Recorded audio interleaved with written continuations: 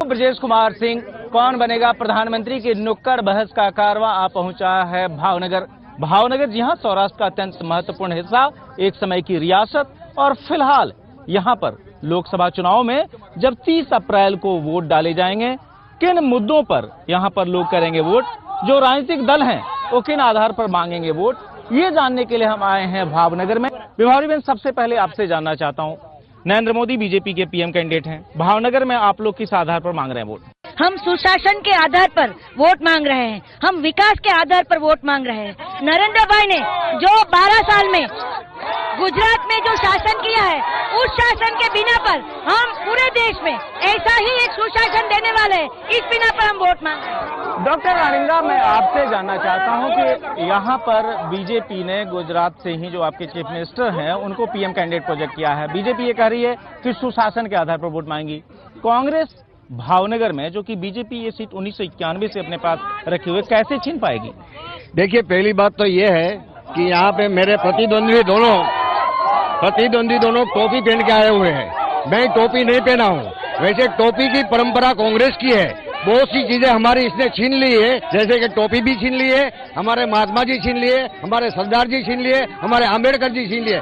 झूठ के आधार पर खड़ी हुई पार्टी क्या विकास करेगी? राजन जी, मैं आपसे जानना चाहता हूँ, आम आदमी पार्टी एक नई पार्टी है। गुजरात में अभी तक आम आदमी पार्टी ने कभी कोई चुनाव नहीं लड़ा है। केजरीवाल कह रहे हैं कि गुजरात में भी 26 सीटों पे चुनाव लड़ाएंगे। आप लोग यहाँ पर किन मुद्दों के आधार पर वोटर के पास जाएंगे? देखिए, पहली बात तो ये कि हमेशा सत्य की जीत होती है। केजरीवाल जी ने जब आंदोलन चालू किया जन लोकपाल के लिए, अगर यही बीजेपी वाले, यही भाजपा वाले उस दिन जन लोकपाल ले आते तो ये नौबत ही नहीं आती कि हमारे को पार्टी खड़ी करनी पड़ती। सच्चाई के लिए लड़ती है पार्टी। ये पार्टी आंदोलन है, ये क्रांतिकारी का टोला है, और हम चाहते हैं कि आम आदमी को न्याय मिले। आम आदमी को न्याय मिले, यह आम आदमी पार्टी कह रही है। गौरी बहन, मैं आपसे जानना चाहता हूँ, मोदी का पीएम कैंडिडेट होना, वो भी गुजरात से होना, यह जो है वोटर्स के पास उनको जाके लुभाने के लिए आप लोगों के लिए कितना बड़ा मुद्दा है? नहीं, हमारे लिए ये एक ऐसा ही मुद्दा नहीं है कि वो नरेंद्र मोदी ने 12 साल में गुजरात में जो सुशासन किया है, गुजरात में जो विकास किए हैं, गुजरात की प्रजा ही नहीं, आज पूरे देश की प्रजा नरेंद्र मोदी को पीएम पद के उम्मीदवार के पर देख रही है, उनको ही प्रधानमंत्री बनाना चाहती है। उन्होंने दिल से नक्की कर लिया है, यही हमारी एक बात है। बीजेपी ये कह रही है कि वो विकास के नाम पर, सुशासन के नाम पर वोट मांगेगी। यहाँ पर विकास की परिभाषा क्या? देखिए, यहाँ पे जितने लोग हैं आप उनसे पूछिए, अगर विकास की बात है तो पिछले 15 साल में भावनगर में कौन सा विकास हुआ? एक भी नया डैम बंधा, एक भी चीज नहीं हुई, एक भी चीज नहीं हुई। जो कुछ हुआ है कांग्रेस के शासन में हुआ है। विकास हुआ है या नहीं भावनगर में? भावनगर का विकास बिल्कुल नहीं हुआ। चले 10 साल से 30,000 बेकार भावनगर जिले के अंदर है। 30,000 बेकार। आप सभी लोग कांग्रेस के सपोर्टर हैं, क्या वजह है कि यहाँ पर कांग्रेस और बीजेपी दोनों ही ने ही कोली समुदाय के लोगों को अपना उम्मीदवार बनाया है? कोहली का उम्मीदवार रखा है, लेकिन एक नेक और जो कांग्रेस के चुनाव किया आपस में राहुल गांधी के हिसाब से, वो उम्मीदवार है, कार्यकर का उम्मीदवार है। कांग्रेस ये कह रही है कि उसने लोगों की बात जानकर, अपने कार्यकर्ताओं की बात जानकर यहाँ उम्मीदवार खड़ा किया है, ऐसे में उसको फायदा मिलेगा। हमारे यहाँ पे पूरी प्रजा भारतीय जनता पार्टी के साथ है, पूरी जनता, और जनता के बिना पर ही हमने हमारा उम्मीदवार तय किया है। और मैं ये बता दूं कि कांग्रेस वाले महिलाओं के लिए कोई ज्यादा ओछा नहीं रखते हैं, क्योंकि 26 सीट में से एक ही सीट उन्होंने महिलाओं को दी है। हमने यहाँ पे महिलाओं को सीट दी है। महिलाओं की जो प्रतिनिधित्व है वह कांग्रेस ने काफी कम दिया है गुजरात में, ये आरोप है बीजेपी का।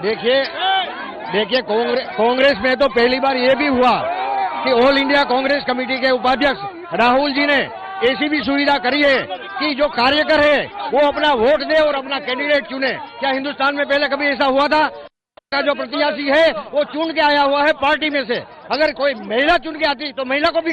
आम आदमी पार्टी किससे मुकाबला करेगी, कांग्रेस से या बीजेपी से? गुजरात मैं आपको बताता हूँ, गुजरात के अंदर कांग्रेस तो ऑलरेडी मर चुकी है, और बाकी जो कांग्रेस थी वो बीजेपी ने खरीद ली है। तो मुकाबला हमारा बीजेपी से होगा और बीजेपी हारेगी। क्या कांग्रेस को बीजेपी ने खरीद लिया है? देखिए, मोदी जी ने ऐसा बोला कि हम कांग्रेस मुक्त देश बनाएंगे। आज भारतीय जनता पार्टी कांग्रेस युक्त हो गई है। कांग्रेस के बड़े बड़े नेताओं को खरीद लिया गया है। लोग अच्छी तरह से जानते हैं, खरीदी हुए बिकाऊ टिकाऊ नहीं होते। आप लोग किस आधार पर वोट देंगे इस बार?